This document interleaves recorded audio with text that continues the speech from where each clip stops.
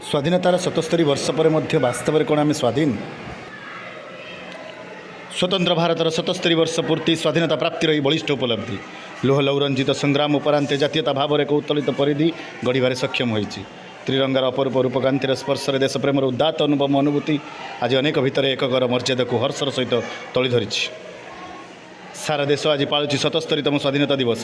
ଦେଶରେ ଏହି 77 ବର୍ଷ ଭିତରେ ବଦଳିଛି ଅନେକ କିଛି।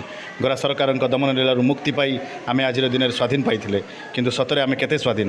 ରାତି ଅଧରେ ରାଜରାସ୍ତାରେ ଝିଅଟି ଏକୁଟିଆ ଯିବାର ସତ ସାହସ କରିପାରୁନି। ଦୁଷ୍କର୍ମର ଶିକାର ହେଉଥିବା ଯୁବତୀ, ନାରୀ, ମହିଳା କେତେ ସ୍ୱାଧୀନ? ଗଣତନ୍ତ୍ରର ଜାଗ୍ରତ ପ୍ରହରୀ ସାଜିଥିବା ଗଣମାଧ୍ୟମରେ କାର୍ଯ୍ୟରତ ସାମ୍ବାଦିକ କେତେ ସ୍ୱାଧୀନ? କେତେ ସ୍ୱାଧୀନ ସାମ୍ବାଦିକତା? ସ୍ୱାଧୀନତାର ଅର୍ଥ ଜାଣିନଥିବା ଗରିବ ଖଟିକିଆ ରିକ୍ସାବାଲା କ'ଣ ଏ ସ୍ୱାଧୀନତାକୁ ଉପହାସ କରୁନାହାନ୍ତି କି? ଲୋକଙ୍କ ପାଇଁ କିଛି କରିବାର ଇଚ୍ଛା ଥାଇ ବି ରାଜନେତାଙ୍କ ଚାପ ଆଗରେ ମୁଣ୍ଡ ନୁଆଁଇ ନିଜର ସ୍ୱାଧୀନତା ହରାଇଥିବା ଉଚ୍ଚଶିକ୍ଷିତ ସରକାରୀ କର୍ମଚାରୀ ଜଣକ କେତେ ସ୍ୱାଧୀନ? ଏଠି ସମସ୍ତଙ୍କର କହିବାର ଅଧିକାର ଥିଲେ ବି ସତ କଥା ସମସ୍ତେ କହିପାରନ୍ତି ନାହିଁ, କାହିଁକିନା ସତ କଥା କହିଲେ ଜୀବନ ଚାଲିଯିବାର ଭୟ ଥାଏ।